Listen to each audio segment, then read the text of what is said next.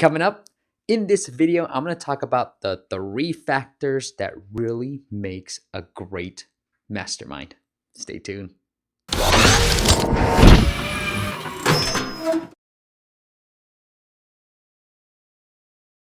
What is up, App Nation? It is Steve P. Young back and better than ever. Now, if you're looking for a mastermind or a community, I'm going to talk about the three factors that really make a great mastermind that propels you to take your business to the next level. In the previous video, I talked about having that community, having that mastermind be the reason why I actually took the entrepreneurial leap, and having my own mastermind, the reason why I stuck it through even through the bad times, and it allowed me to really propel my business and double revenues from the very first year. I'm going to talk about the three things that go into it. Before I do, I want to tell you a little bit of background. So I've been a part of a bunch of masterminds, quite a few already, and a few communities as well. And so I've seen some of the differences, some of the things that I really like from a mastermind, and some of the things that I don't really like from a mastermind. I'm going to highlight some of the three things that I think should really go into a mastermind. So number one is having a facilitator. This is not the leader, so to speak. This is somebody who facilitates bringing people together and actually making sure that throughout the hangout, the meeting, whatever it is, the community, that people are actually getting what they need from it. So usually in our normal mastermind calls, the facilitator is the person that is sort of driving it. Okay, you talk now, and then interrupting when people are going a little bit long. So that's what the facilitator is all about, making sure that people are showing up, sort of having the hangout link or whatever software we're going to use. I like to use Zoom. Check it out. It's a great online meeting software and it's very affordable. But that facilitator is going to sort of schedule it and then make sure that there's a hot seat schedule in place. And during the actual meeting, kind of facilitate the whole meeting so that everybody stays on track during the whole meeting. I found that if you don't have that facilitator, things just start to ramble and things just start to become a conversation, which is fine. But for my cup of tea, I like things to be action-packed. I like things to happen quickly. And so I'm here to socialize, but I'm not. I want to get things out of my business that can help grow my business. Number two, structure. So having a little bit of structure is very important to a mastermind call or to a community, because like I said, you're joining this community to grow your business, not necessarily meet new friends. While that is a great thing that happens out of this community, the number one reason why we're all joining is to grow our particular businesses. So the structure that we have for our calls is usually this. I'm gonna start out with an overview. We have a thing called a sprint. So that means usually it's 4 weeks. It's based off the Scrum type of methodology, but it's whatever different weeks. So if you have 4 people, I would call it a 4-week sprint or an 8-week sprint, where it allows every single person to be in the hot seat either once or twice.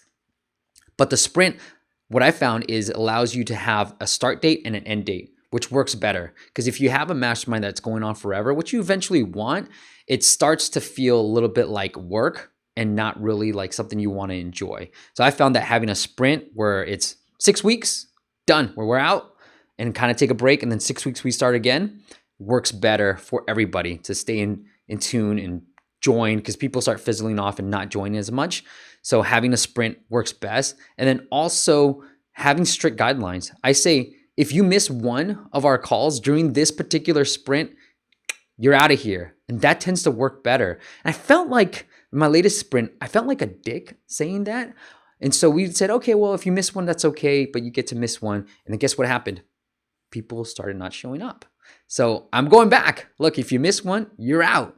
That's the key. And so I think having that little bit of structure and being very strict about it is going to help.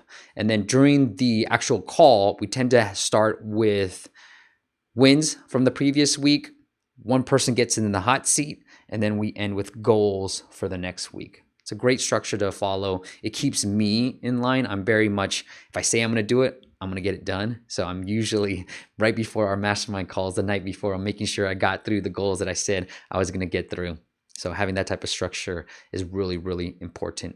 And the last one I'm going to talk about is be really open and honest. I know a lot of people have a hard time saying, here's what I'm really struggling with. And a lot of times what I found is that it's hard for me to figure out what I'm really struggling with. And so it's almost like, hey, what can one part of my business really improve? And I'll tell you that the biggest breakthrough for me, one of the biggest breakthroughs came in me just saying, hey guys, to my mastermind, I'm having a really difficult time balancing work and client calls. And I just don't know how to do it because I like to get into a flow. And then if I have to do a client call and I have 30 minutes before that client call, I have to find work that's going to fill up that exact 30 minutes. And it takes me out of my flow. I rather just work on something, get it done, and then move on to the next thing. And I opened that up to the mastermind. And through just the feedback that I got, I learned that, hey, you know what? Pick a day, because I do this for my podcast episodes. I pick Thursday, or it used to be Wednesdays, but I pick a day where I just do all podcast episodes. And I know going into that day, I can't do that much work. I got to be energized for those podcast interviews. And so that's what I did with my client calls. I said, every Tuesday, I'm going to do client calls. And I go back to back to back to back. So if you want to talk to me, then you have to pick Tuesdays, has to be the day to pick. And that's it. And it's worked out great. And I do about, 12 to 14, anywhere from 10 to 14 client calls every single Tuesday. And it's worked out really well from my productivity level because I know going in on Tuesday, that's all I'm doing. It's just talking a lot and make sure that I have enough energy to do it. So really be open and honest. Think about some of the things, even if it's a small thing, I would say be open and honest and bring it up to your mastermind, to your community. Let them give you feedback, because there could be somebody that says, hey, this is it. And it wasn't more of somebody gave me that suggestion. It was just more of just people. I was kept talking about it openly, loudly. People gave some suggestions, and I kind of came up with this idea. I don't know how I came up actually. I came up with this idea. I said, oh yeah, I'll just pick a day that I do all client calls, and that will be that day. And that's really helped out my productivity level. So those are the 3 factors to making sure that you have a great community and mastermind. What I would suggest is find that thing, find that community. So I run my own mastermind and community, but if it's not right for you, that's fine. I hope you use these 3 tips to either build your own community, or if you're joining one, to make sure that they have this type of structure, they have the facilitator, and you're really being open and honest within your mastermind or community. And I want to call it mastermind because sometimes you join a community and it's pretty much the same thing, but it's sort of a business community is what I would say. All right, guys, thanks for watching. I hope you enjoyed this. If you want to learn about my app mastermind, find the links either below or on this video or wherever you're watching this. Take a look. It's actually closing on the day that, actually, let me scratch that. If you want to join, forget that. If you want to join my mastermind, find the links below. It's either going to be open, depending on when you're watching this, it's either open now or it's going to be closing very soon. But really, I think the community has been the one thing that has propelled my business from taking the leap to actually continue growing it, and to hopefully in 2016 continue doubling my business, because I've got a lot of great things planned for 2016. All right, guys, I'll see you on the next video. Coming up,